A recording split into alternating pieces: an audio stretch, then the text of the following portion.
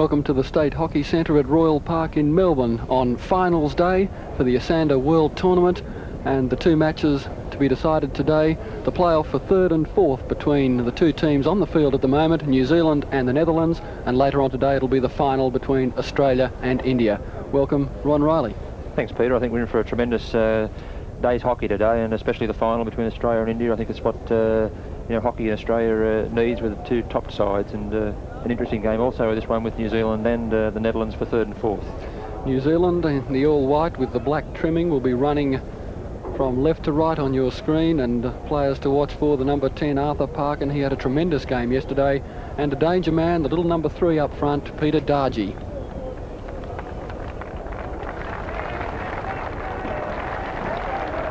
The Netherlands in the attractive orange jumpers and the black shorts. And we're seeing a few skills there down on the halfway line at the moment, and players to watch for in their side, the number 14, Roderick Baumann. He was kept fairly quiet in yesterday's match by the Australian team, but he's the leading scorer in the competition so far with 12 goals, and he's also the player of the series. The number 14, the big centre forward, Roderick Baumann, who also moves around the field quite a bit to see if he can get out of the clutches of any defenders that might have a hold of him. 2 periods of 35 minutes each way, extra time if the scores are levelled, and there's the pushback by the New Zealanders to start this playoff for third and fourth. Centre field, Van Teck. Netherlands on the attack straight away, but there's no one there right hand side for the Netherlands. Into the circle and out. Robin Wilson back there in defence for New Zealand. There's Baumann. Crossfield that took a deflection, and it's still with the Netherlands. Pierik, proven to be very quick yesterday. We'll be looking for the same type of game for him again today.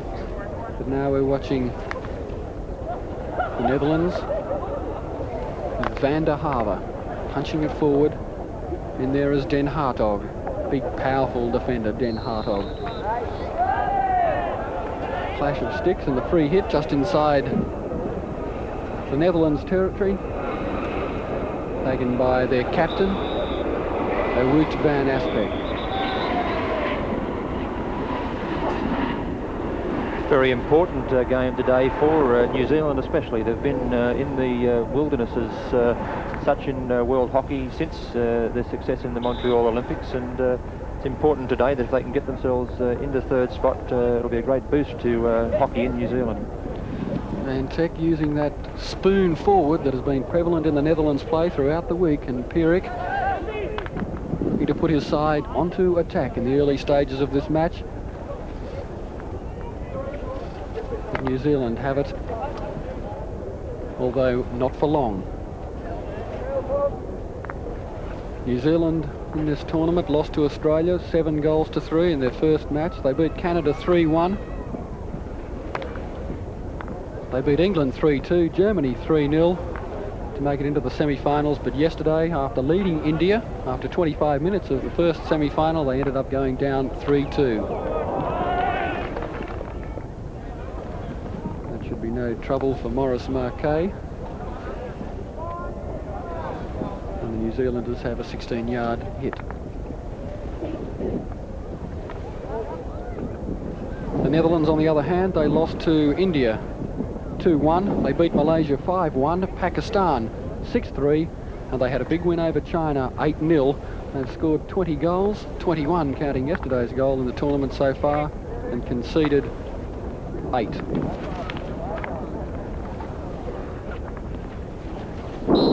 Aggressive play from Van Teck already with his socks rolled down. The plays now with Pierik. Back to Van Aspek, crossfield.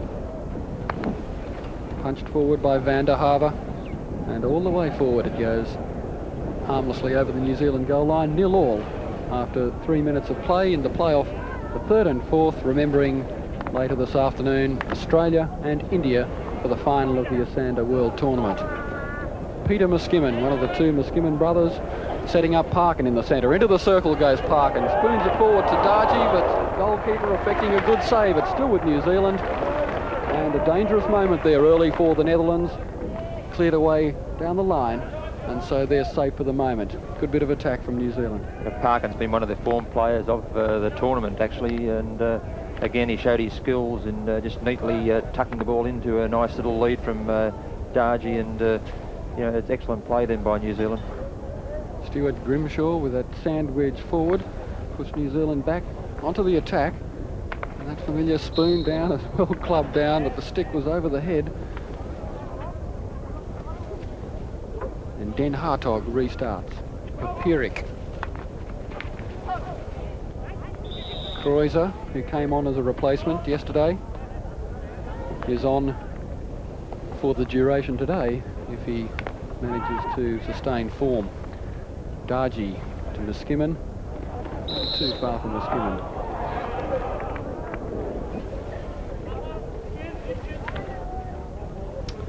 Parkin, as we said, a great performer for the New Zealand side yesterday. He's played 74 internationals, and at 30 years of age brings a lot of experience to the New Zealand side.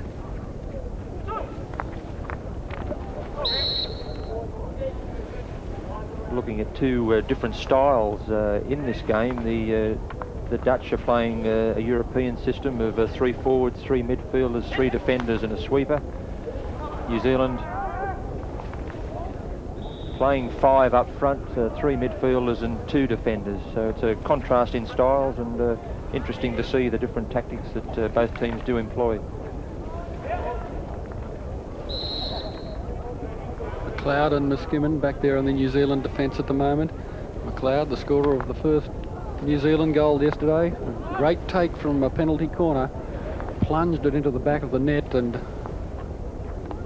the Indian side were caught with surprise after 25 minutes of that first semi-final. Now New Zealand on the attack. The quick Dargy trying to beat Hendrik Jan Koyman in the Dutch defence.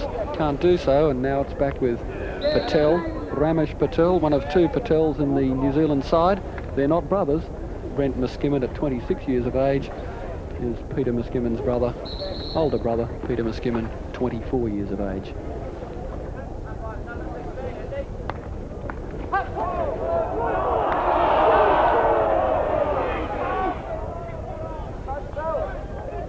Centrefield New Zealand with Ramesh Patel. Deepavan thought he'd earned the free hit. In fact, it went the other way. Stuart Grimshaw to take it. To no effect. Quite a large crowd here at the State Hockey Centre in Melbourne, and no doubt there'll be more people here when Australia takes the field. And near the end of yesterday's match with the Netherlands, great applause and great atmosphere as the Australians scored with not too long to go on the clock to register a 2-1 victory over the Netherlands. Pierik doing a lot of work early. Into the circle it goes. And Patel's back there in defence. Miskimen also. And Bouwman, the danger man for the Netherlands side. Well taken out by Parkin on that occasion, though.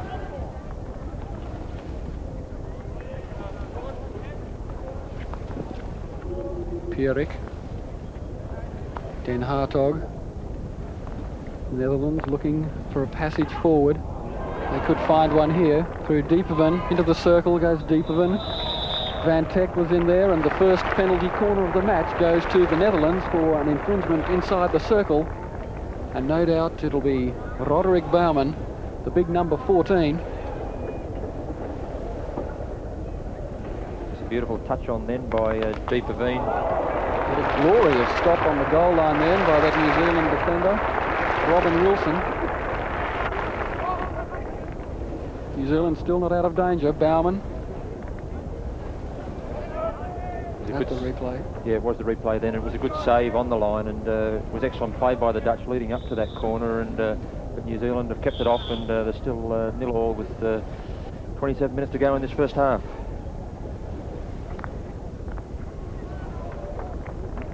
Grimbergen. He's got a lot of pace down the right-hand side. We saw him quiet for a fairly long period in the match with Australia yesterday. Perhaps he'll be in the action a little more today. He's got a lot of speed and forms a pretty challenging combination with Bowman up the front for the Netherlands. Grimbergen, good control on the stick, looking to force their way into the circle. Just held up outside, but they'll have the free hit. So the Netherlands putting some early pressure on, and Bowman converts a beautiful opportunity there, right in the circle. Plenty of time to take the stick back and thud that one home, and a glorious goal for the Netherlands. Yes, they're experts at set plays. It's Deep Aveen just puts the ball across right onto Bowman's stick, who quickly pounds the ball away past the goalkeeper, and a beautiful goal in by the Netherlands.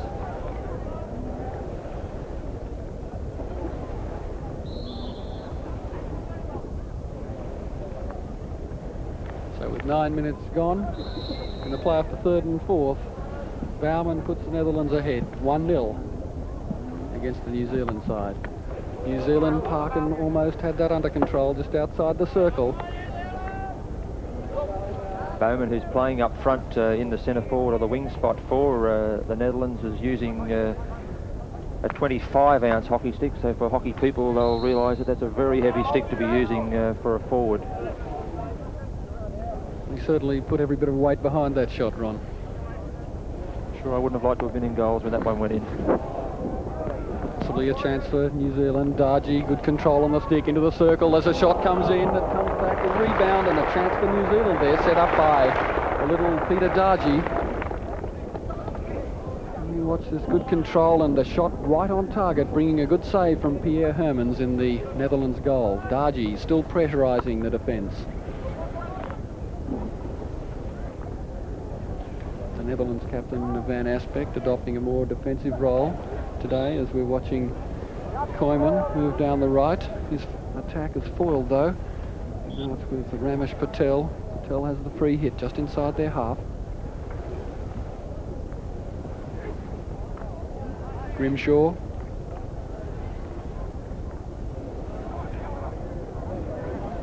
Bowman. Den Hartog on the ball.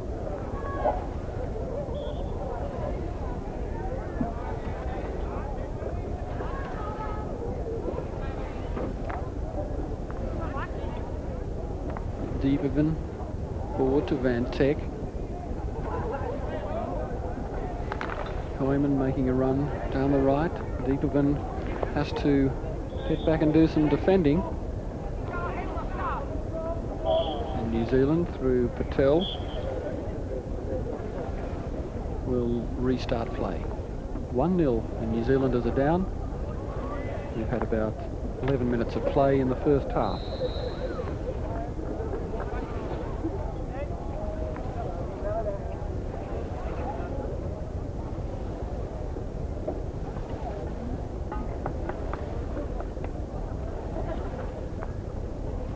Patel back to McLeod. Patel up there. It's well taken by Grimbergen. Now this is Van Teck. New Zealand have it again. Cross field. Patel looking for Dargy. Dargy wasn't quite awake to that pass from Patel, although he might have another chance at it. Patel round his man to Parkin. Good control on the stick, trying to weave his way through at least 4 or 5 of the Netherlands defenders and earns the free hit, looking to take it quickly. Dargy falls over in the circle. He probably just slipped on the AstroTurf. Bowman, good control, centre field. Making the run as Kreuzer. Bowman checks. Van Teck is in centre field. No one making runs for the Netherlands at the moment. Could fall fortunately for Grimbergen, it doesn't. And New Zealand allowed to get back in defence when Roderick Bowman found himself all alone up there. The corner taken. Lots of New Zealanders there, but they almost made a meal of it back in defence. The Netherlands still on the attack with Grimbergen. Deeperman up there, Grimbergen, cross field, off the leg. Take it again, says the umpire. Make it back. Grimbergen. No way through there. Patel clears. Only as far as Deeperman. He put in a rather optimistic hit into the centre. New Zealand are relieving, 16-yard hit. Brent Muskimen trying to work his way out. There's Pierik. Van Teck doing a lot of work for the Netherlands at the moment. They're forced to back pass, Dargy pressurising.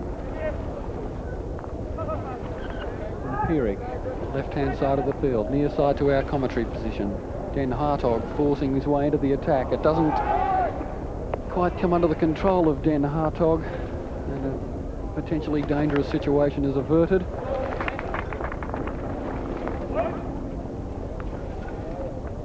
Now the big man Baumann. Van Teck is in there, well cut out, and it's with Parkin for New Zealand. Carnoutsis earns a free hit. Stick challenge there by the Netherlands. Just inside their own half. As the New Zealanders regroup, so do the Netherlands defenders. Well taken round his man by Grimshaw. Grimshaw with a bit of space. Dargy making a run into the centre. Grimshaw elects to go on his own. Too far. Taken away from him and punched forward downfield by the Netherlands. And both teams really feeling each other out at the present, although the Netherlands have that 1-goal advantage.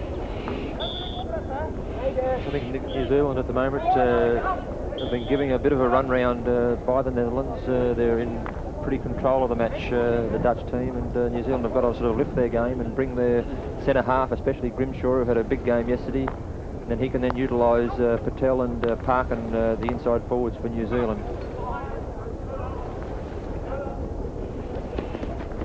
Baumann doing a lot of work today. He's keen to get into the play.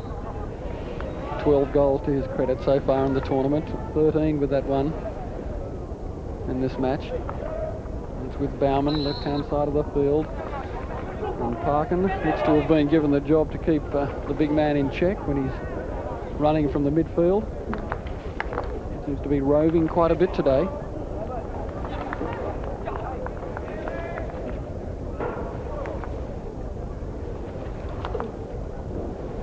Van Esbeek back to Van der Haver. Grimbergen using his pace. Grant McLeod coming away with it. Grimshaw, centre field for the New Zealanders. Checks, Parkin's out wide with quite a bit of space. Teller's forward, Muskimen is right. Muskimen has it, good control from Muskimen into the circle. Danger for the Netherlands. Muskimen going right all the way, and just that lack of control in the final metre or two saved the Netherlands from a score. Still there though, and finally cleared away. Good run then by New Zealand, and bad luck for Muskimen that he just couldn't get that ball across, but excellent play again by Parkin, who very good skills, tucked it through to Muskimen, and unfortunate they didn't peg that goal back.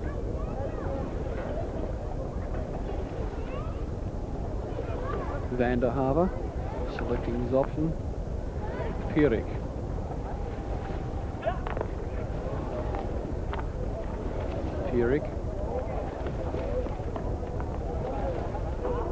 Now with Baumann. Baumann could go all the way if it falls well for him. Baumann's just stumbled, and a penalty corner has been awarded for deliberate breach outside the circle, and possibly New Zealand could be a little unlucky there, although Baumann would take a solid fall. Yes, I think he was brought down in that instance, and it was very close, another yard inside the circle. It would have been a penalty stroke. Falls to Baumann again, cracks it forward, and the corner's been given. That's been dangerously close. The ball on that instance was really moving, and I think it was neatly tucked around by McLeod, missing the left-hand post. Dargy finding Brent Muskimen with a lot of space, or rather Peter it is. Back to Dargy. Muskimen again. Trying to find Dargy, can't do so. There's too many orange jerseys back there for the Netherlands. And play stops for that infringement, restarted by Grimshaw. Muskimen trying to tuck it forward to Parkin, who was making a run, right-hand side. And the free hit to be taken by Brent Muskimen.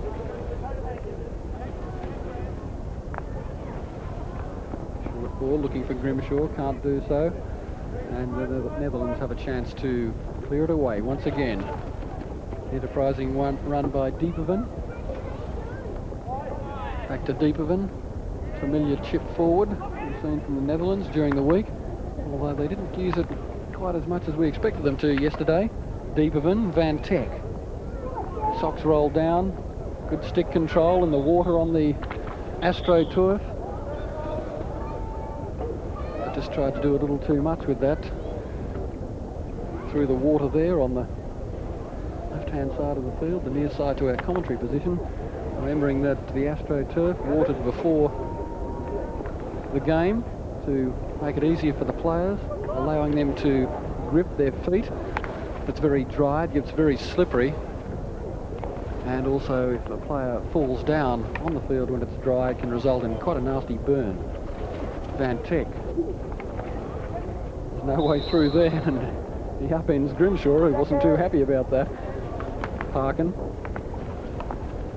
Dargy, and back to Van Teck. Peter Muskimin coming back to do a bit of defensive midfield work, and now Ramesh Patel, centre field. Grimshaw beats his man quite easily. That's to nobody. And so the score, after 20 minutes of play in the first half of the third and fourth playoff, the Netherlands 1, New Zealand 0.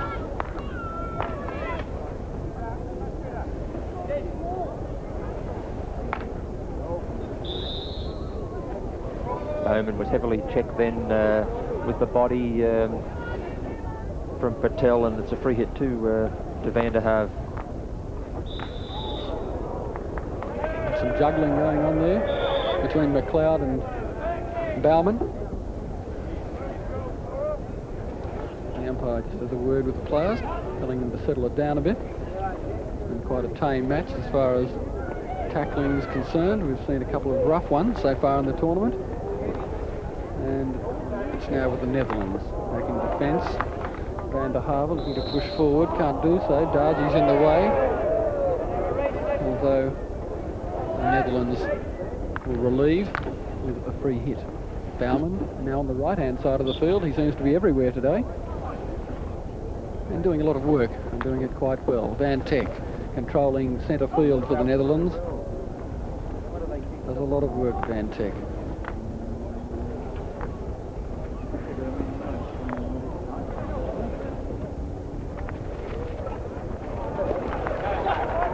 Parkin. Not quite the dominant force that he was yesterday, Parkin, in the semi-finals. Grimshaw to Patel. Back to Grimshaw. No hand Patel, wide to Muskimin.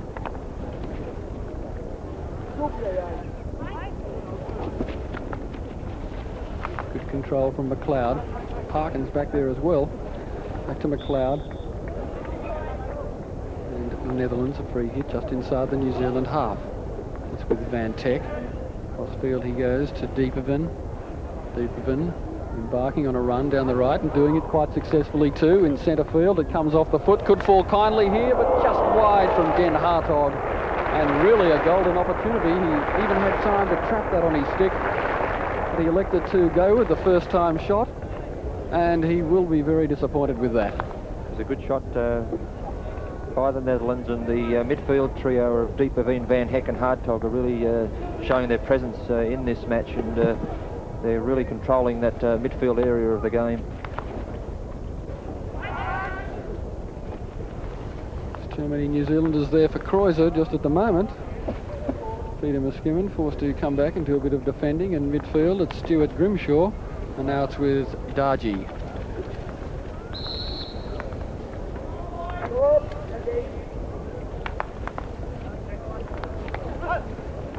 Grimshaw, room through the centre if he tries to go there. His pass to Patel, not quite good enough.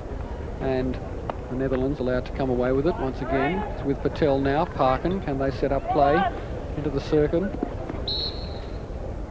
Off the foot of the Netherlands defender. Parkin to restart. New Zealand down 1-0. Nice flick back inside for Pierik.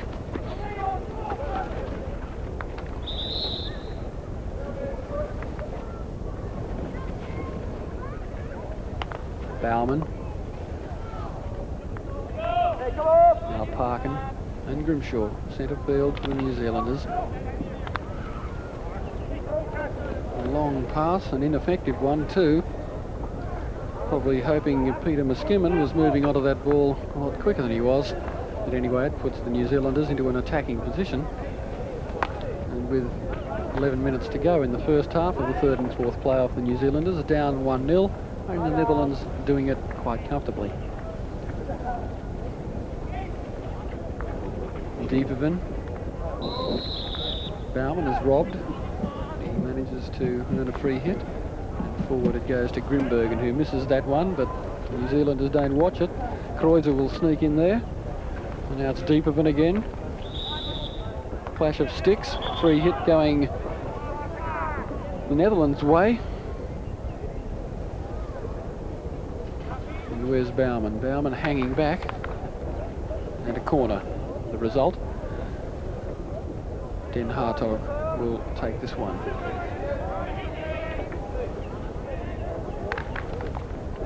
Crashed across the centre at a nasty knock in the head there for the New Zealand farmer Robin Wilson, 25 years old, and copped a nasty blow on the head. The ball looks as though it's come off one of his teammates, Parkin's stick then, and was really moving, and it's lifted right up into his body, and he'll need a little bit of attention. Interesting, when you mentioned about Bowman hanging back in that instance, I've noticed in today they've changed their tactics a little bit. Both Van Heck, number 6, who's playing in the centre of midfield, and Bowman quite often interchanging positions with Bowman hanging out. Whether New Zealand paying a little bit of attention to Bowman, and he feels that it's to his benefit just to drop out and let one of the midfielders come through, and that seems to be the tactic that they're employing, and creating a little bit of space for themselves. Robin Wilson on the ground seeking attention at the moment. He's only played a few internationals for the New Zealand side at age 25 years, but he's proved to be quite a solid link in the New Zealand defence. Penalty corner, and Bauman limbering up on the edge of the circle. Van Teck stops, Bauman thumps it, and saved again by the New Zealand defence, although it is in there, and another penalty corner. So the pressure's still on the New Zealanders, and with 10 minutes to go before half-time, they certainly wouldn't want another goal to go in at this stage of the match.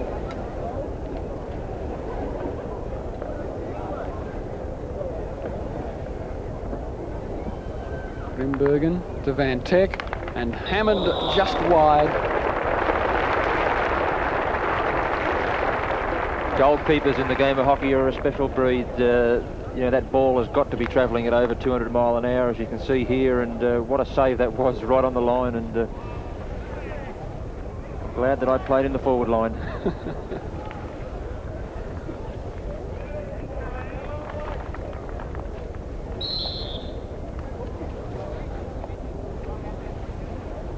Ron Riley, an international career spanning 13 years, including 77 internationals.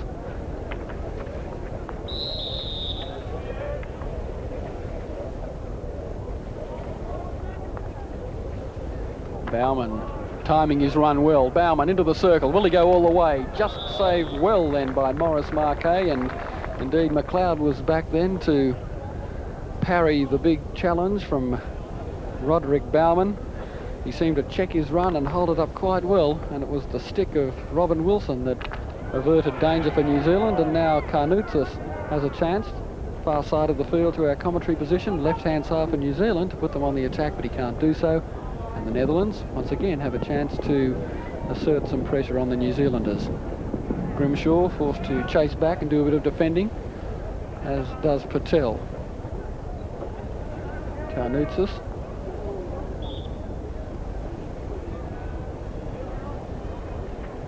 Mohan Patel with the beard. And a long run there for Parkin. New Zealand players gathering in the centre. There's one and a real chance. Can they get it in? Dargie's there. It's hooked away. Peter Muskimen hanging his head, a golden opportunity right in the circle. What a brilliant piece of hockey. Lovely pass then by Parkin. The ball off Herman's pads. Dargy again. And then Herman's over the top of the net. Beautiful hockey, and the crowd thoroughly enjoying it here. Full credit to Hermans for 2 saves then. Now the New Zealanders have a chance to make it 1-all.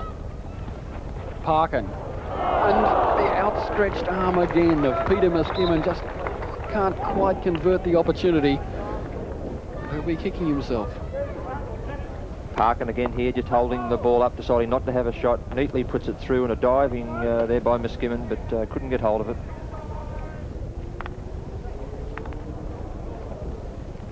Den Hartog. Neatly forward to Van Teck. Van Teck decided to beat his man here, but Grimshaw's equal to the task, although the umpire says he didn't do it legally. And that charge from Pierik off the leg of Arthur Parkin. So the Netherlands have a corner.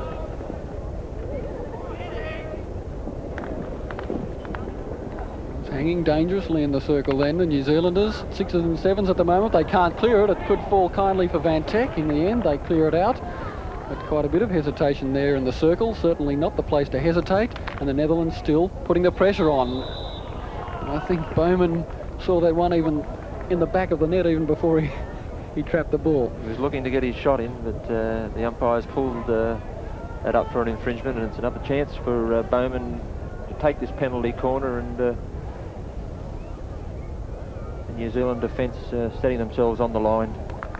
Van Teck the stop. Bowman the hammer doesn't quite clear it away. It's still there for the Netherlands, and they'll breathe a sigh of relief. They managed to get out of that situation. A number of chances for the Netherlands, although they're back again. Van Teck doing a lot of work. Earns the free hit. Much to the disappointment of Muskimen, but it's with Van Teck. Goes back inside Muskimen. It's a dangerous high pass.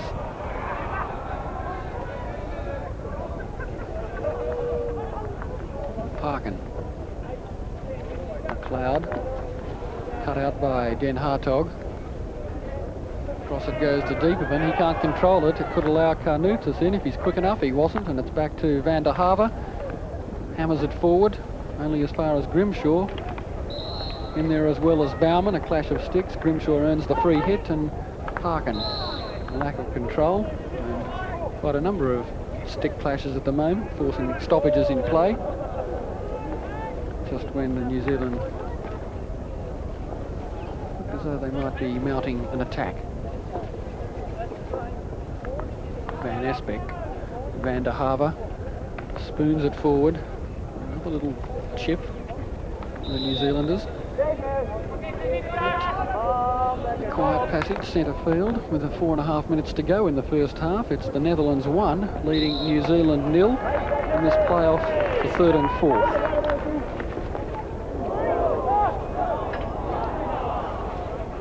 Match to come later today, Australia and India, the final of the Esanda World Tournament.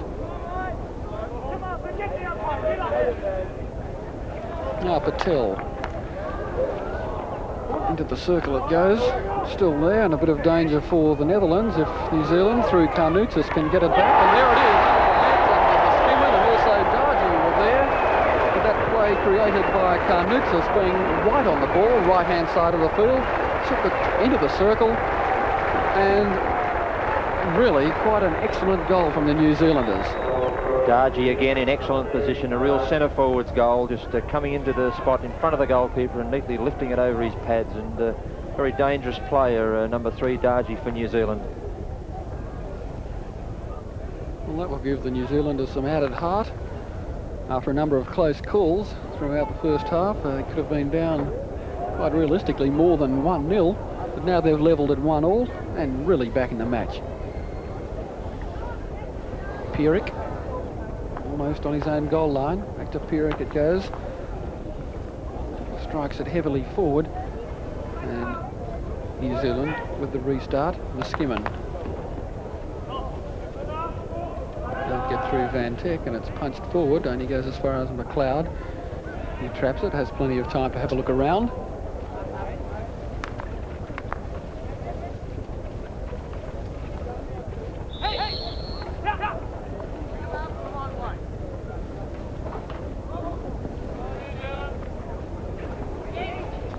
Pierik and Bauman working a move, left-hand side of the field for the Netherlands. Bauman, good stick control. There's a lot of New Zealand defenders there. Might find it hard to work his way through. Elects to go along the goal line. There are too many New Zealanders there, but he earns a free hit.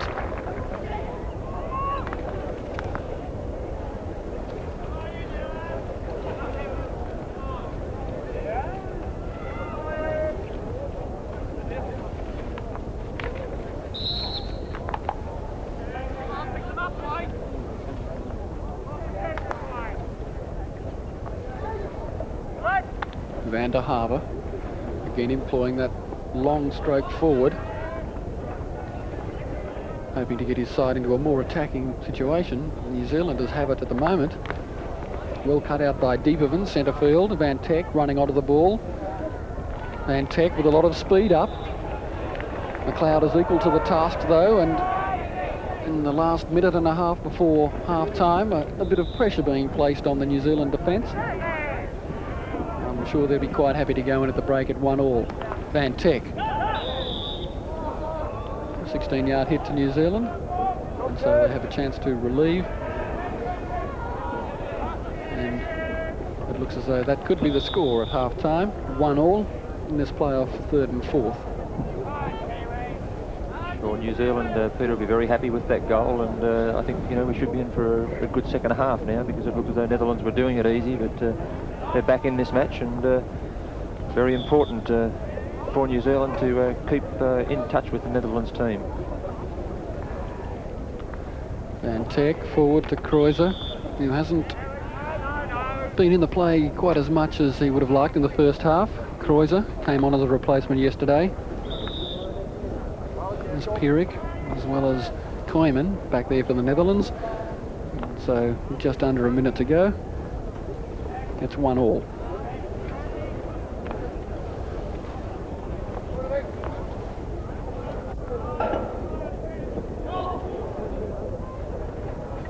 Den Hartog crashes it across the centre. No one's equal to the task of trapping it. In fact, it probably would have given someone a bit of pain if it had connected with the body. And New Zealand will take the 16-yard hit with Grimshaw centre field, looking to get control of that elusive ball. Can't do so in the Netherlands. Half-time rapidly approaching, just passing it round between their back men. And there it is, half-time in the first match of the final series between New Zealand and the Netherlands. 1-1. The scorers Bauman for the Netherlands after 9 minutes, and Darji with 3.5 minutes to go for the New Zealanders. 1-1. And for his thoughts on the first half, Ron Riley. Yeah, I think we've seen an up and down first half. New Zealand a little bit slow to start in this game, and Holland really took control probably for 20-25 minutes, but New Zealand bounced back. Been some very good skills, some very hard hitting on penalty corners by Bauman, and some excellent play New Zealand with Parkin again outstanding, I think, in the skill department especially, and excellent goal by Darji. So yeah, I think we've seen a reasonable first half. A fair amount at stake, probably more so for New Zealand to improve their international standing, not so much for Holland. They've been ranked in the top 4 for a long while, so important match for New Zealand in this second half. Well, we just saw Grant McLeod being strapped around the arm. Perhaps that ball that we thought hit him in the head actually collected him in the arm and then ricocheted onto his head. I'd say that's probably what's happened, and I think he'd have a pretty nasty bruise, I would think, on that one. So 1-1 at half-time in the first match of the day. Well, it's not the first match of the day. We've seen the playoff for 5th and 6th today between West Germany and Pakistan, and a gutsy performance from the West German side. They came from behind to beat Pakistan by 3-2. They scored 2 goals in the space of 2 minutes in the second half, and they won that match to take 5th place. But in this match, it was 1-1, and early in the match we saw the Netherlands on the attack, and they earned themselves a short corner, and we saw the power of the Netherlands play from the short corner. That was the first goal, Peter, and it was Deep Bavine who put a beautiful cross to Baumann, and he was in perfect position and very quick on his feet and got into position and put the ball away and gave the New Zealand goalkeeper no chance whatsoever. Yes, my mind was just going back to yesterday when the first goal in that match was Baumann's from the short corner. He really thumped that one, a similar shot to today, but he's a danger man for the Netherlands side, and he's been working his way around the field today, not just sticking up the front as we saw him yesterday. No, I think he's probably realising New Zealand today are probably paying a little bit of attention to him, and he's finding now that he's interchanging with Van Heck, number 6, in the centre of midfield, and I think the changing of positions is working for the Netherlands, because they had a fair amount of control in the middle of the field, and so Bowman's getting that little bit of extra room to move, but he's a very dangerous player in the circle, and New Zealand and other teams that do play against Holland have really got to have a good defensive corner combination. Well, this New Zealand side, they've proved to be quite a good one. Does that surprise you? Because they put up a good performance yesterday against the Indians. They in fact led them. Well, I think New Zealand, they had great success back in the '76 Olympics when they knocked Australia out of the gold medal, and we had to be content then with the silver. But since that time, they've been in the international wilderness, really, and it's good to see them come back with a young side, but they've performed well, and maybe we can see now New Zealand back into the top half dozen in world hockey. Well, they've got players like Arthur Parkin, and we see here a good piece of play from the New Zealanders working their way forward. Into the circle goes Carnoutsis, and back it goes, and Peter Dargy talking about good players. Speaking of Arthur Parkin, he's been around for a while. He's been around for a long while, Arthur, and but he's, I think, as with a lot of players, an international hockey experience plays a big part, and I think today and in the tournament, he showed that his experience and skill is starting to stand out, and when he's got young players like Niskanen and Dargy, especially in the centre around him, they're relishing in perfect passes like that one, and I think Dargy's been having a field day on occasions, and he's a very effective, goal-scoring centre forward. How do you see the outcome of this match? Do you think New Zealand can beat the Netherlands? Well, we saw up and downs yesterday with New Zealand, and they were down, they came back and looked as though they were going to win it, and so, in the game of hockey, it's so quick, you can't,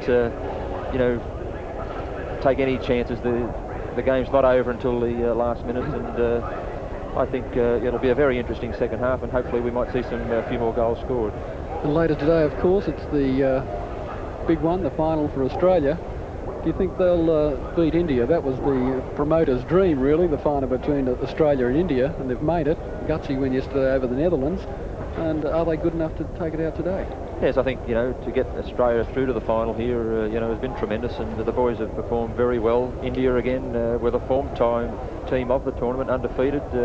That was a surprise, I think. They beat their arch rivals, Pakistan, and Pakistan looked a little ordinary in this tournament, and India now have bounced back, so we may see India come to the fore in the top few in the world, along with New Zealand, and I would think Australia, should win this match. It's important for them now with their build-up to the Los Angeles Olympics. If they can get a victory in a world tournament like this, they must go on in the next 18 months to Los Angeles with an excellent chance of bringing home the gold medal. So I'm hoping for an Australia victory, as I think we all are, but it's going to be an excellent game. India, enormous skills up front in their forward line, but I think Australia can match them in that area, and Australia probably a little tougher in general play, and I think this today will get them through.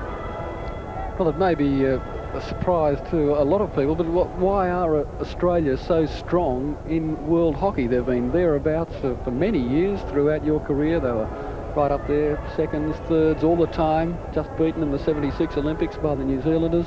Why are we so strong in hockey? To be quite honest, Peter, it's an amazing sort of a situation when you consider in Australia we have very poor facilities for hockey. A sport that's ranked, as Australia is, in the top 3 in the world, we have to play on, to be quite honest, disgraceful conditions. We have here in Melbourne, a beautiful hockey stadium, and we also have an AstroTurf in Perth, but the other states have fallen way behind, and these two stadiums in Perth and Melbourne were built with federal and state government funds, so it's of great credit to the West Australian and the Victorian governments, along with the federal government, have supported hockey in this state, and I think it's a sad reflection that the other states in Australia, can't match this type of facility. And I think since the Montreal Olympics we had great success there, and the Australian public got behind hockey, and I think since then we've seen a tremendous interest in the game, and whenever it's been televised, and I'm sure this weekend's creating tremendous interest throughout Australia, and I think that's helped to boost the game. And we've seen here this week that hockey is an entertaining spectator sport. We've had enormous crowds here, a full house today, and I'm sure there'd be more people here if the stadium was bigger. So I think the interest is there, and the general public in Australia are right behind hockey, and if we can improve those facilities, hockey will be one of our top amateur sports. Also, player dedication. I think I've got to mention that, because the boys that are representing Australia, they work, I think, harder than any sport being played in this country, and tests that have been done on the guys, they're super fit, and tremendous dedication from the individuals. There's some guys in this team that they lose their jobs, they're out of work because they're representing Australia in hockey, and I think that's disappointing, I think, to see in Australian sport. But tremendous credit to the guys in the team, and I think they deserve the majority of the accolades. Well, there's a couple of old players in the side. Perhaps they're coming to the end of their careers. Have we got the new players coming up through the ranks? I think we've had a lot of the boys have been around since, especially since the 76 Olympics. A few of them, like Charlesworth and Smith, come in 72. So the boys have been around, and I'm sure they're looking forward to the next Olympic Games. But we've got some very good young players in Australia, and I think Australia is looking very promising for a long while to come. And I think once these guys probably give it away after the Los Angeles, there might be 5 or 6 changes in the side, but we've got very good replacements to come through, and Australia will always, in the foreseeable future anyway, be right up in the top in world hockey. Ron Riley, who's only been retired a couple of years, but right now we're watching the match, the play-off for third and fourth between the Netherlands and New Zealand. The score's 1-1. Let's go back to the start of the second half.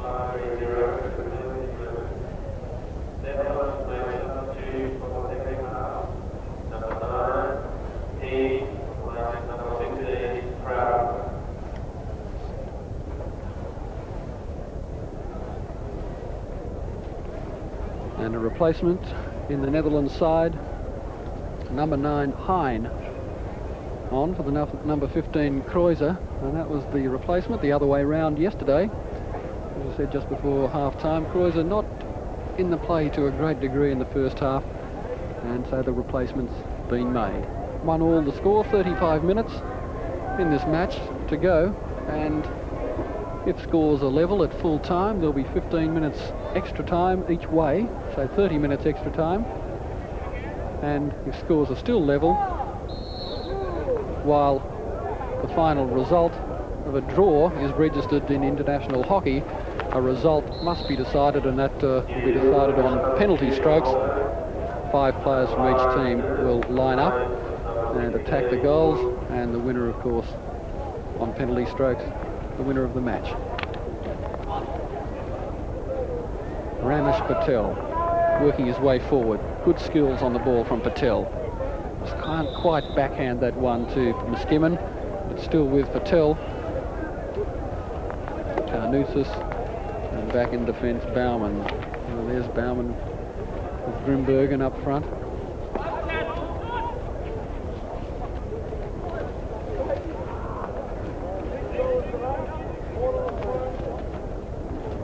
Parkin, very watchful, centre field. To Brent Muskimen.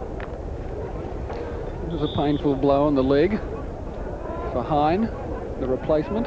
His first touch of the ball. It's a fairly painful one. You've got a ball travelling the theatre very quickly, and it's a wonder there's not more serious injuries in hockey. Players wear pretty heavy protection around their legs in shin pads and different sorts of guards, so that they're fairly well protected in that area. Parkin confronted by a cluster of the Netherlands defenders, and that goes all the way through them. Did you ever get any serious injuries during your career, Ron? No, very few actually. So I was pretty lucky. But surprisingly in hockey it looks a dangerous game at times, but there's not many serious injuries at all, mainly just sort of bruising and that type of thing.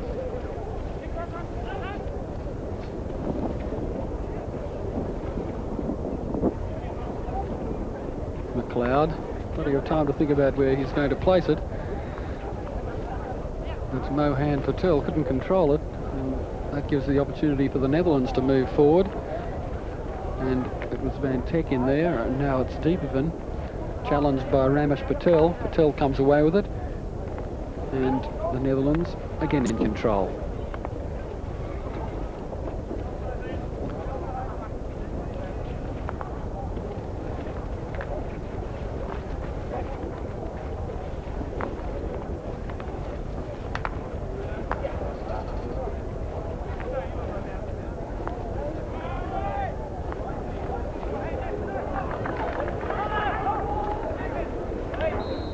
Hine working hard there. Hine with the headband. Disappointed not to get the decision from the umpire, but going New Zealand's way.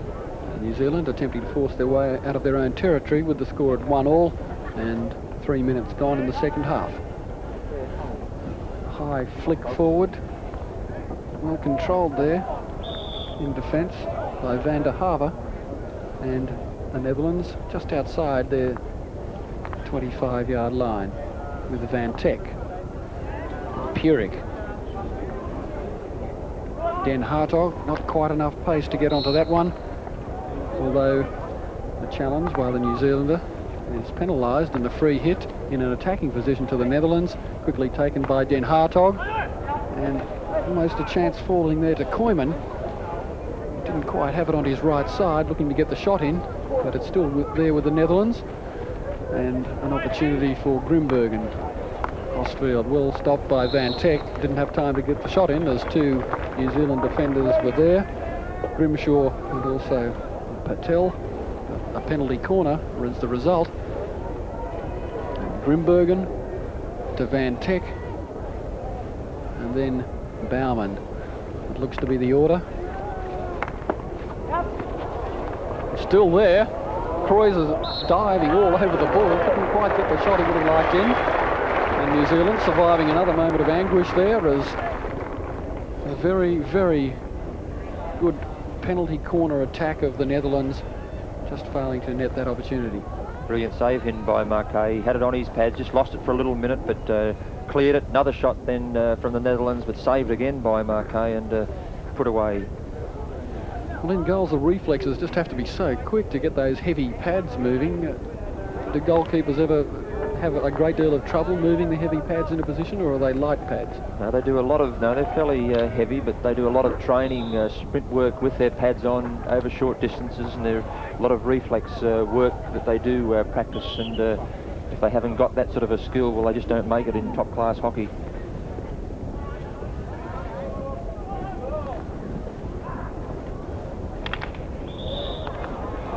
Savage clash of sticks then, and contrast in sizes.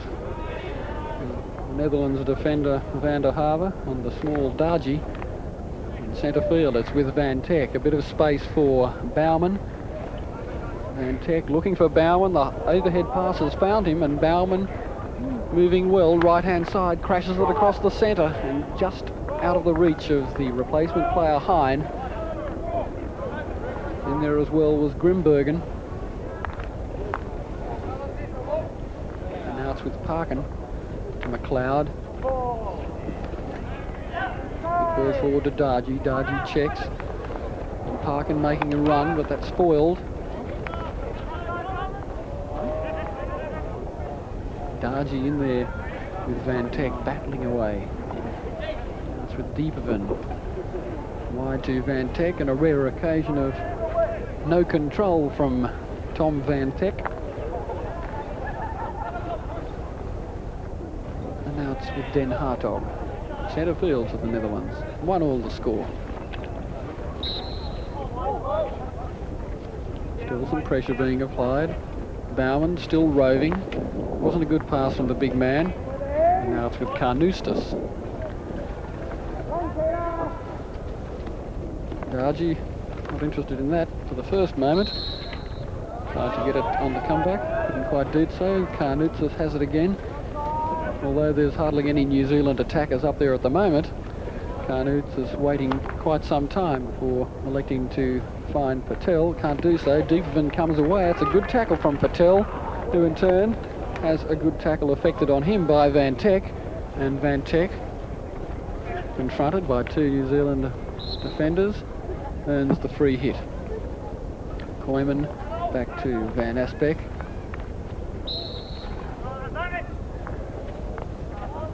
Interesting, in this second half, New Zealand have come out early in this second half, the same as they did yesterday, and playing a little bit defensive. I think it's a failing in their game at the moment that they don't start to put pressure on their opposing teams quick enough in that second half, and they can quite easily lose games as they did yesterday, and it's vital now that they get back into this game quickly.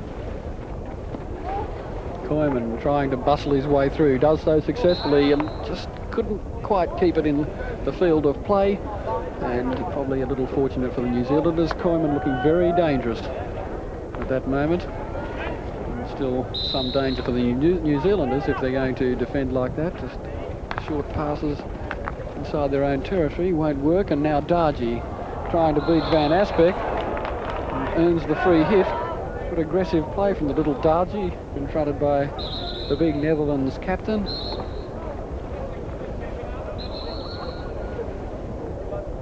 The umpire just readjusting the position of the free hit, and it's to be taken by Mohan Patel. Not a good pass. Hine back in defence. In turn, not a good pass from him. And just a reasonably quiet passage of play here with the score at 1-1. Play off third and fourth, and we've had 9 minutes of play in the second half.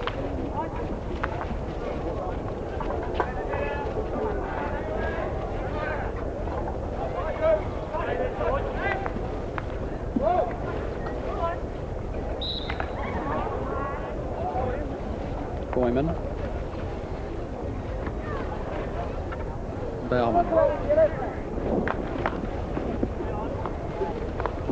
Really giving that heavy stick a thump on that occasion to no effect. And New Zealand come away with it. A nice touch from Peter Muskimen goes unrewarded as the referee, rather the umpire, called it back for an infringement. Perhaps he should have allowed play on. Interesting too, Peter. I think these teams should be starting to feel the pressure and the tiredness now. They've played 6 games in 9 days, so it's a lot of effort in a very quick game as hockey is, and I'm sure both these teams are starting to feel that tiredness coming through now. And it'll be quite warm out there centre field. It's not a terribly hot day in Melbourne, but when you're working hard down on the field, it can get very warm. Hine can't force his way through there, and keen to get out of the way of that heavy pass. The Netherlands tidying up in defence. Van Harver.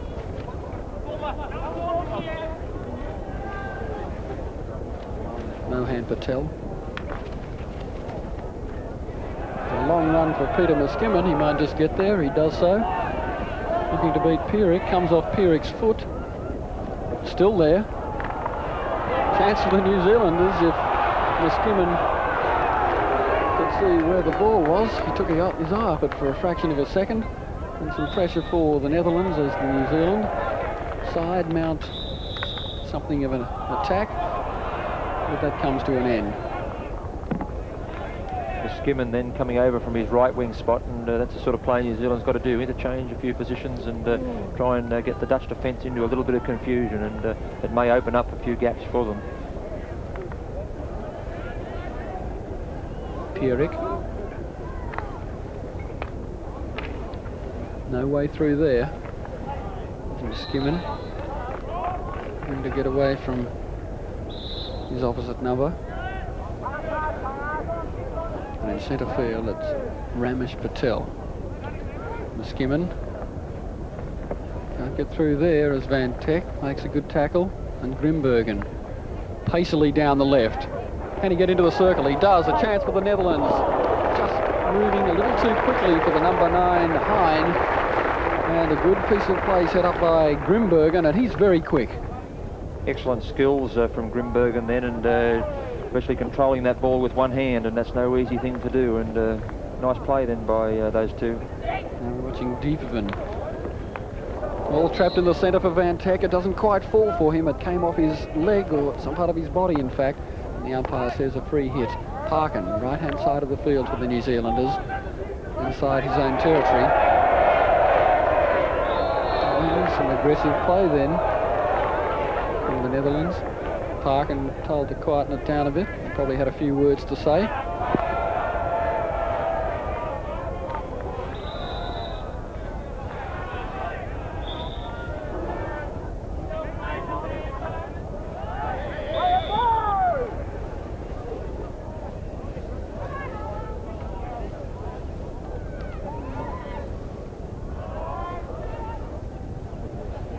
Grimshaw.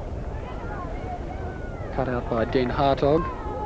He's got a bit of pace for a big man, Den Hartog. And successful on that occasion as he gets around Peter Muskimen.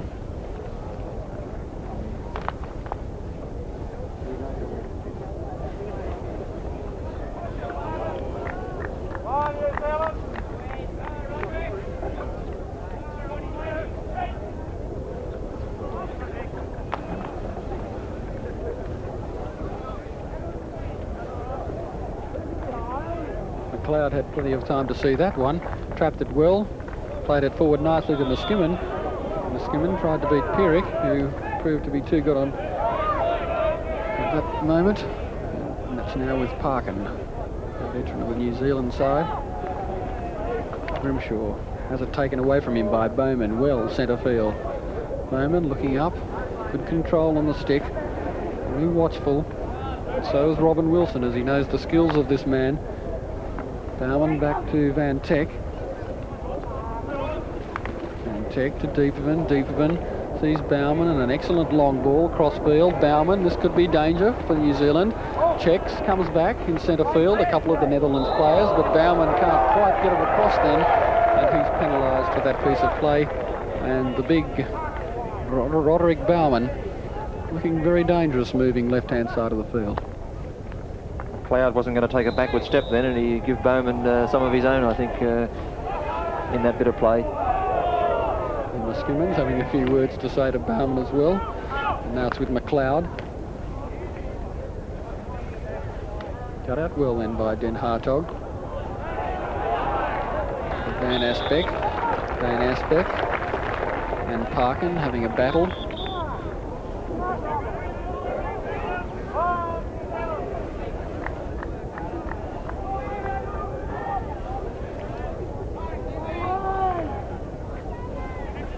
With exactly 15 minutes gone in the second half of this play for third and fourth, the scoreline reads New Zealand 1, the Netherlands 1.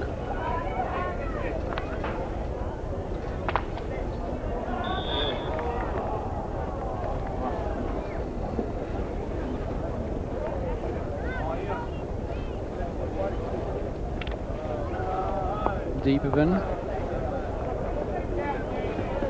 He'll be worn out after this run. Only about 40 or 50 metres. It was a successful one though, as he put his side into an attacking position. It's with Dieperman again, keen to get play moving. Plays it wide, back to Dieperman.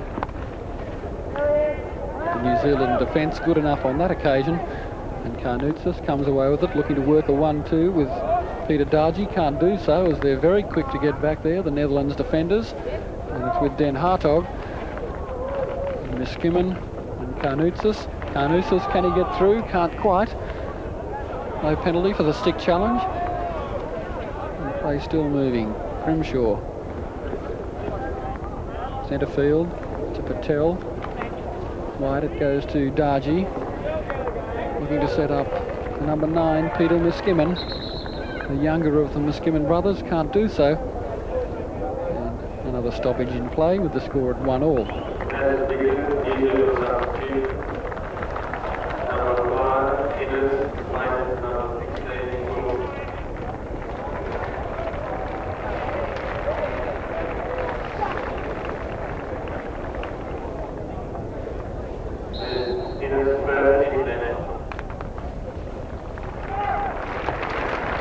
Patel looking dangerous into the circle. And Herman's forced to make a good save. A penalty corner the result. And so New Zealand, in one of the few occasions in this second half, have a chance to capitalise on a good attacking play. It's number 6, McLeod, up to take this penalty corner, and this will give New Zealand a good chance here if they can get a clean stop and let McLeod have a hit. McLeod clubs it home. It was too high. Or was it? Yes, the ball was too high then. It was dangerous play, and very lucky for the Netherlands player on the line that he did get down underneath that ball. Oof. Oof. I'm glad he's got good eyesight.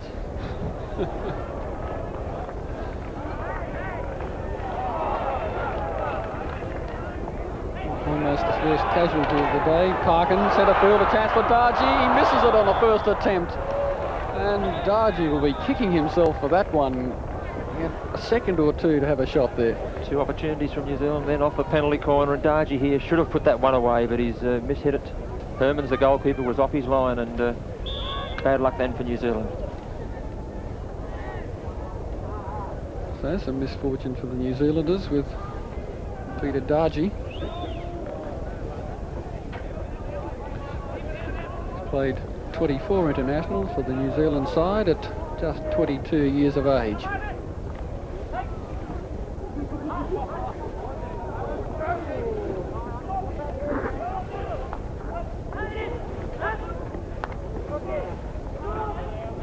New Zealand, after that promising attack, forced to do a bit of defending.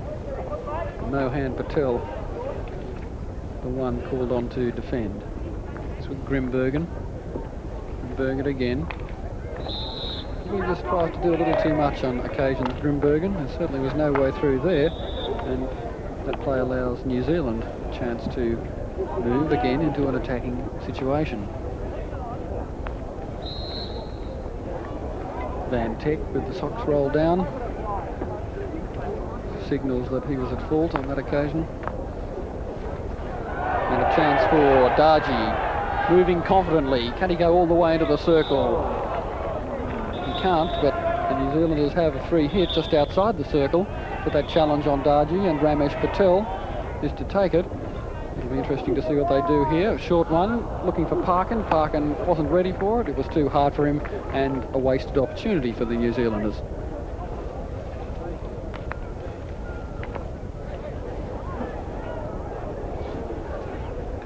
Now Baumann moving into the attack. A well-timed tackle then from Brent Stimmen. Had to call on all his skill then to take the ball out of the long reach of Roderick Baumann.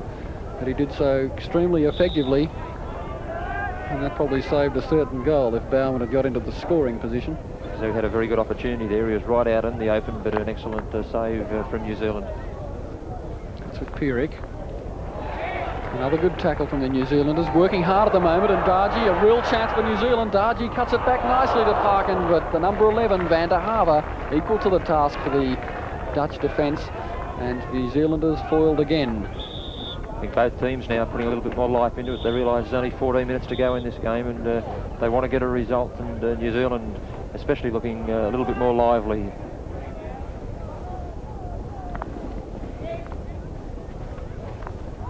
Deepervin, nice touch off for Den Hartog. He wasn't quite up at the play. That was well read by the replacement Innes.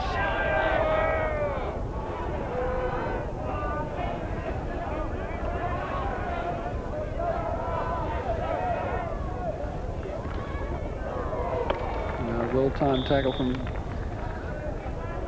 Van Teck. So centre field, inside their own half. The Netherlands to take the free hit through Van der Haver.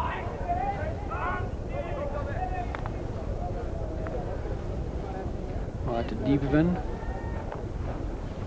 Pierik moving up into the attack. Hein is there as well. Baumann's right. It goes to Baumann. And well read by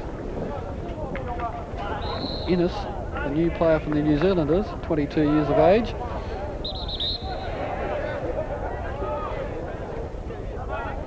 And that's Andy Innes on the ball at the moment.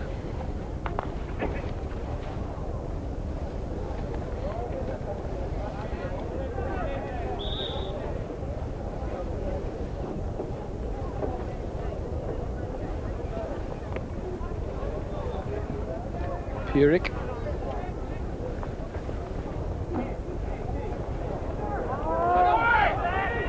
Hine could go all the way. Just get out of his reach a fraction.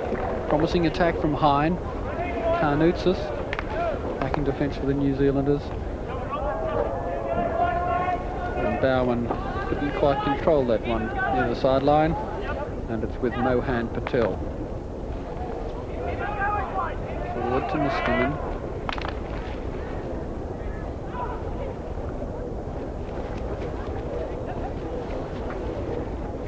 And Aspect with the lob, a nice bit of control then from Martin van Grimbergen, right-hand side of the field. He was rewarded with a free hit for the New Zealand challenge. Van Teck will take it. Deeperman's there. And quickly taken. The umpire thought the better of allowing play to go on that occasion, and a free hit to be retaken by Deeperman. The Netherlands really in an attacking position at the moment. Cut out for the moment though. It's still there, a chance for the Netherlands. It's Van Teck trying to burrow his way through the centre, can't do so, and the New Zealanders a long, fairly aimless hit downfield, but it puts them back into the right half of the field anyway.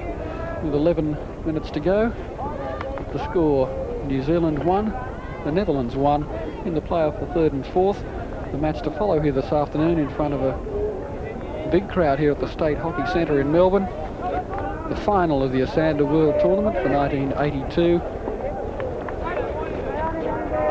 India and Australia. Grimbergen's brought down. The umpire allowed play to go on. Maybe he should have pulled it up then. I thought Grimbergen was tackled unfairly. But the umpire, of course, close to the action. It's back with Van der Haver. Finds Den Hartog in a lot of space. Den Hartog goes wide. It's with Hine. Hine into the circle. Can he get his shot in? Had plenty of time to get his shot. Probably a bit too slow getting the stick down on it. It's still there for the Netherlands, and lack of control then in a goal-scoring position, but it took quite a bit of time to decide to shoot. Yes, I think Hine in that instance should have got his shot in a little bit quicker. He had plenty of opportunity and just hung on to that ball a little bit too long. Now it's Den Hartog. Cuts it back well. Bowman here on the shot and clubs it home. A good save then from Maurice Marquet. Probably was a little obscured with that, and that made the save all the more meritorious. There was the shot, and it came, and a pretty valuable save. Lightning reflexes then by Marquet, and another powerful shot by Bowman, but excellent save.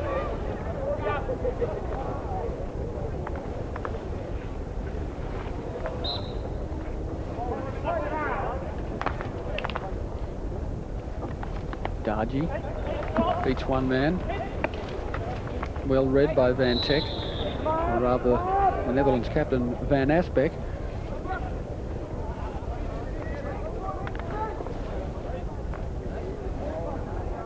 And now it's with Pierik. 29 internationals for Pierik. Hine with the headband. Will he get a chance to have a shot this time? Can't beat them all. Hine's adding a little bit of life to the Netherlands forward line, and he's looking dangerous on occasions, but just can't finish that ball off. The New Zealanders content to club it downfield for the time being to get it out of the danger zone and to attempt to mount some sort of attack on the Netherlands defence. They did some minutes ago, but it's been quite some minutes before, well, since we've seen the New Zealanders on the attack. 9 minutes to go, 1-1. Scorers in the match after 9 minutes, a field goal from Roderick Bowman. And with 3.5 minutes to go in the first half, Peter Dargy converted an excellent New Zealand attack. 1-1 at half-time, and it's still that way. Carnoutsis, attractive stick work, left-hand side of the field.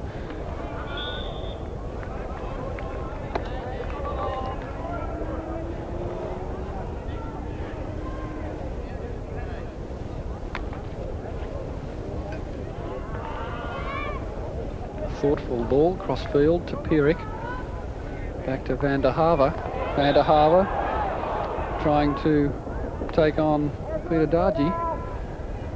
Peter Dargy very aggressive in attack. Hine. Bustling attack from Hine. And Den Hartog moving up into the attack. The long strides of Den Hartog trying to go all the way. Can't do so as it's cut out well by the New Zealand defender McLeod. Parkin has the ball, far side of the field to our commentary position. And Parkin once again.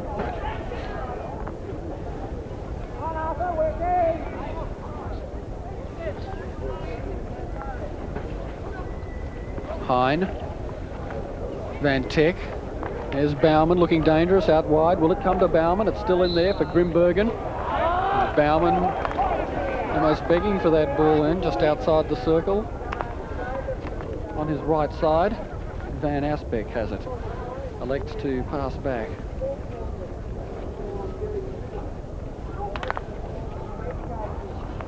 Carnoutzis. Van der Haver penalised for that aggressive moment. Quickly taken. The umpire says too quickly taken. We'll have it again. And there's a word going to be spoken. A couple of plays being called over.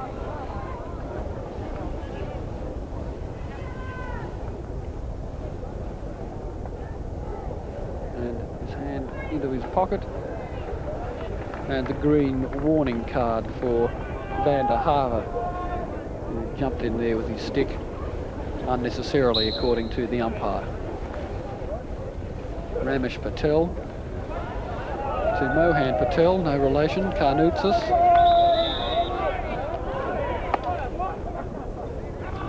Van Teck, Grimbergen couldn't quite get the pass he wanted to Hine, allowing New Zealand to take possession of the ball again through Miskimen.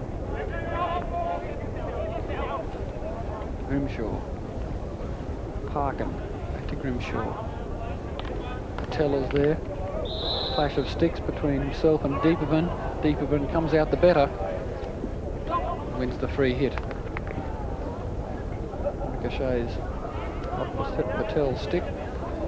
Right on halfway line. Now the big man Bauman might go all the way. Falls kindly for Grimbergen, and now it's with Hine. Grimbergen again. Immaculate control then from Grimbergen. A chance for the Netherlands. It went back to Hine at a penalty corner, and with 5.5 minutes to go, the play off the third and fourth, should this be the clincher? Excellent play by Grimbergen. Fell over then, but neatly, very strong in the wrists and come away with the ball. Touch back off the New Zealander's body, and it's a penalty corner. It's Grimbergen. Van Teck leaves it for Bauman. Bauman earns yet another penalty corner and a variation then. Yes, I think the ball didn't come out quite cleanly then, and Van Heck couldn't get his stick to it and stop the ball cleanly, so Bowman had to take it himself, but they've got another chance now. Van Teck this time. Bauman crashes it home. Super goal, and that could be the winner for the Netherlands. Roderick Bauman increases his tally to 13 goals, 14 goals. That's a lot anyway, but a great goal. Got the replay again, and a beautiful stop by Van Heck, and Bowman just put it away, and goalkeeper Mark Hay had no chance. McLeod on the left-hand post, but unable to stop that one, and Netherlands 2-1, with approximately 4 minutes to go in this match, and look as though they've got third spot sewn up in this Esanda World Hockey Tournament. Roderick Bauman with 14 goals so far in the tournament.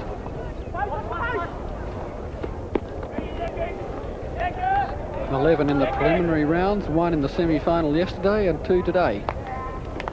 Great performance, and indeed he's surely earned the Player of the Series award that will be presented after this match, and also the award for the leading goal scorer. I think the nearest goal scorer to him is about 8 goals behind at this stage.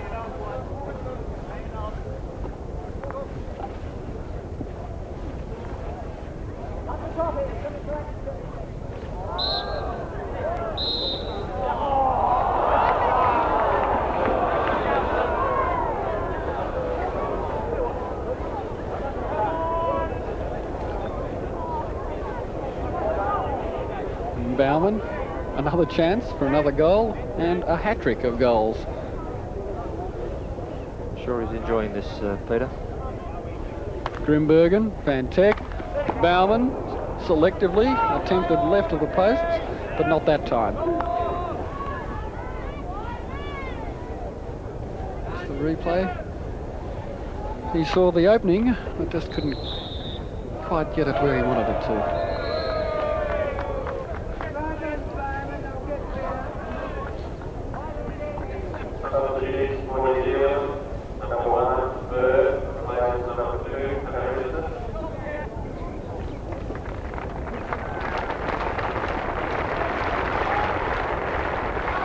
Well, Burt will have 2 minutes and 52 seconds to score 2 goals. Or at least one, to force the match into extra time.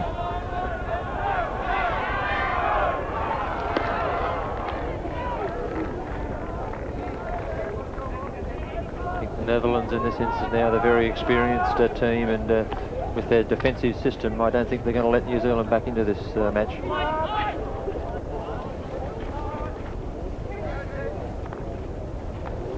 And in fact, they might add to it as Grimbergen forcing his way into the circle. Just didn't get the ball at the right moment. And it's still there for the Netherlands, though, with Koyman.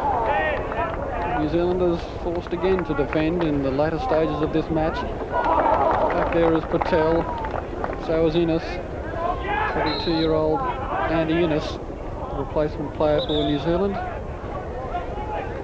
Watch that Grimbergen incident there. Grimbergen went round his man well, and good, brave goalkeeping from Maurice Marquet. And now it's Dieperman. Into the circle goes Dieperman.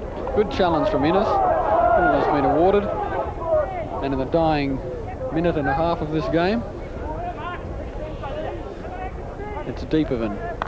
That's a high cross ball, too high in fact, adjudicated as dangerous play by the umpire, and New Zealand to restart from the 16-yard line through McLeod. All the way forward to Parkin. The last chance for the New Zealanders with a minute to go on the clock. Parkin to Patel. Patel, can he get the shot in? Parkin's there. A penalty corner's been awarded with just on a minute to go, and it's New Zealand 1 and the Netherlands 2, and the last opportunity for the New Zealanders. A changeable game. New Zealand look as though they're out of it. Parkin up in attack, and a chance there, but they've forced the penalty corner, and with 46 seconds to go, New Zealand a chance to get back into this match. Now it's Dargy, McLeod and Parkin. The trap will be from Parkin. Looking for the replacement player Burt, and he almost scored that equalising goal then. In fact, he probably should have. He probably should have. He had a chance there. He was out in the open, but couldn't get hold of it. And the Netherlands look as though they've got this game sewn up. It was a good variation from the New Zealanders, and indeed I think that was their last chance. Although it's happened before, a goal in the dying seconds. 12 seconds to go, 2-1. And the Netherlands escaping, one could say, in the final minute of the match.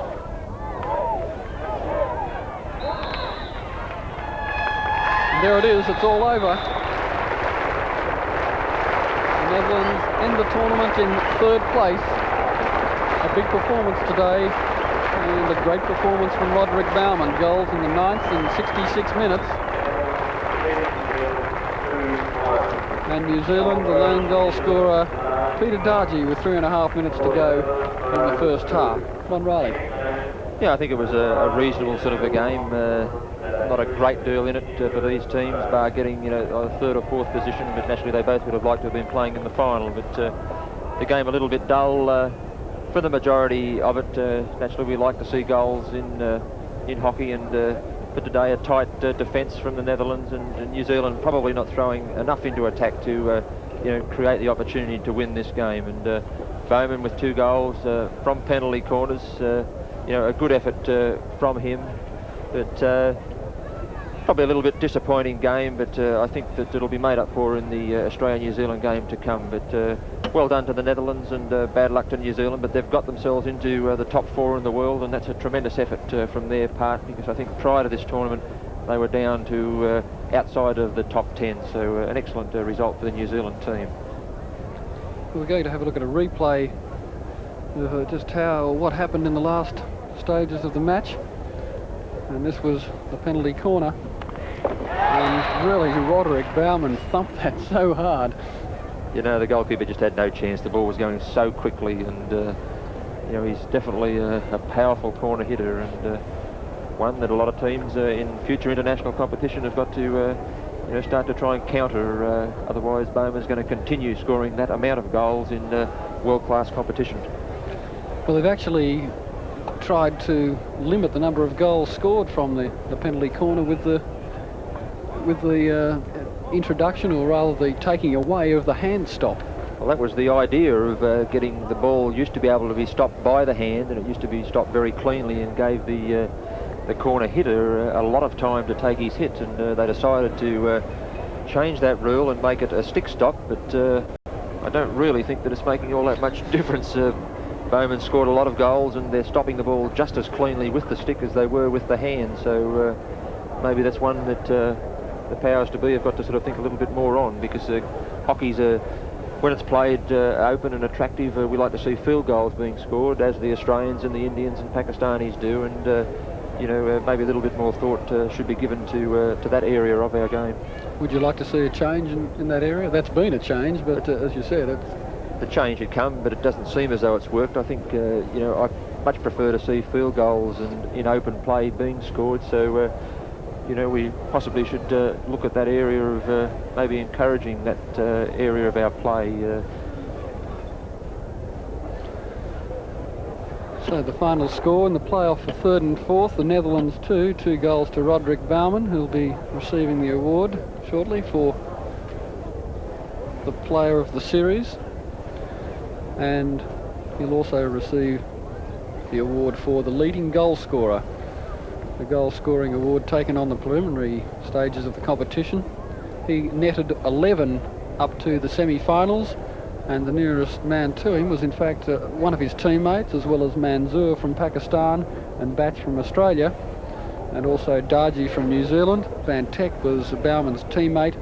They all scored 5 goals apiece, but that was a long way behind Bowman's tally, and there we see the final placings in the tournament, without, of course, the first 2. They're unknown. The Netherlands 3rd, New Zealand 4th, West Germany with that victory by 3 goals to 2 over Pakistan this morning, relegating the Pakistanis to 6th position.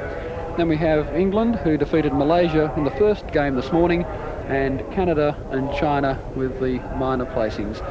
So the final yet to come, and the Pakistanis in 6th position there, rather surprisingly. Yes, I think you know, there'll be quite an inquiry in Pakistan hockey circles, and you know, a disappointing result for them, but so, you know, it will be an interesting situation in the years ahead, what Pakistan hockey can do if they can come back. Well, now we're about to see the presentations of the leading goal scorer and player of the series, and Keith Thornton.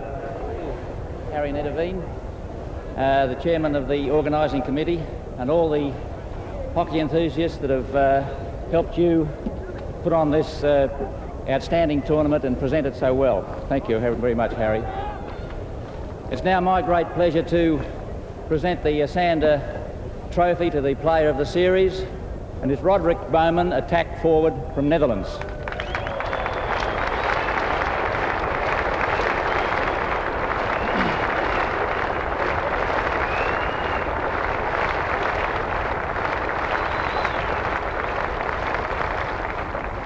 Congratulations, Roderick.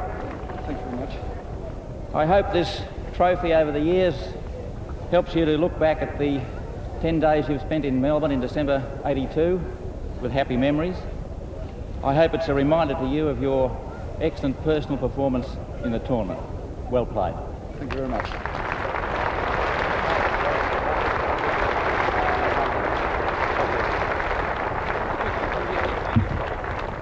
Now, ladies and gentlemen, we'll have to ask Roderick to stay here, because on behalf of BMW, they've been great supporters to us. that Rodriguez won the top goal scorer of the tournament too. So Mr. Netterveen has the pleasure on behalf of the BMW company here in the state of Victoria. Mr. Netterveen.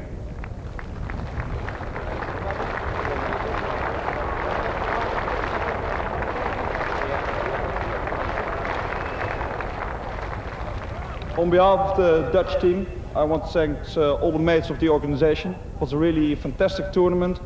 The Dutch team really enjoyed it all, and we hope to come back very soon. Thank you.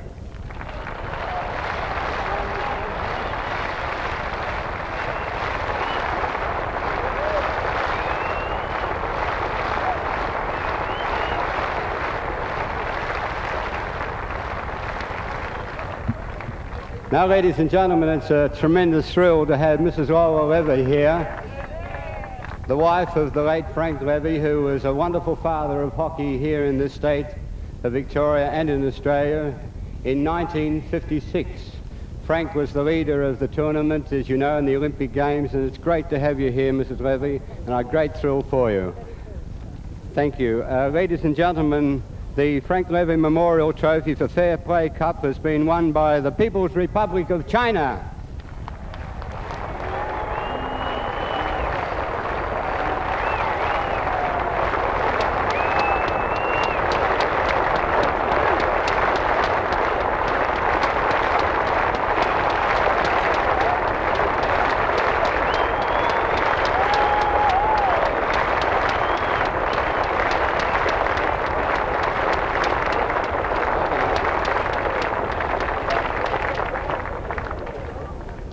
Thank you very much, gentlemen. Would the captain be kind enough to come forward? Thank you. The captain? I don't speak Chinese. This is right.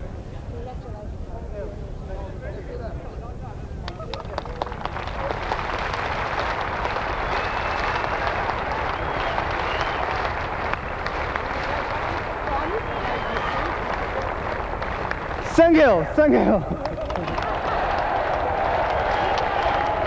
Wave to the crowd.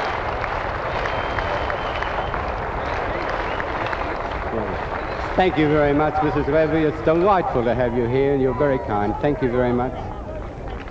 Yes, we're very honored. Thank you, ladies and gentlemen, very, very much.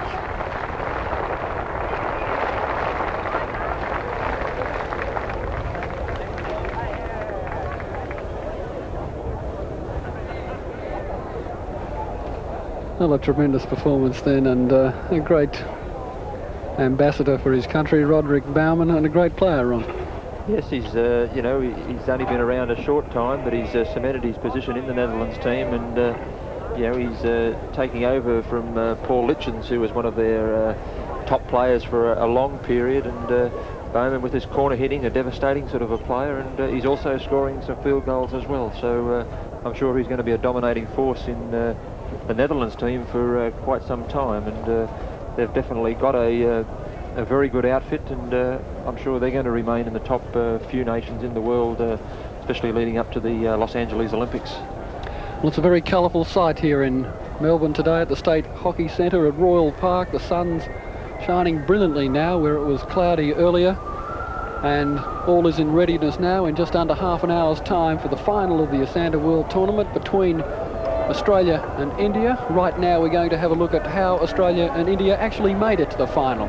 In the first semi-final yesterday, the undefeated Indian side met New Zealand, and we pick up play about 23 minutes into the first half.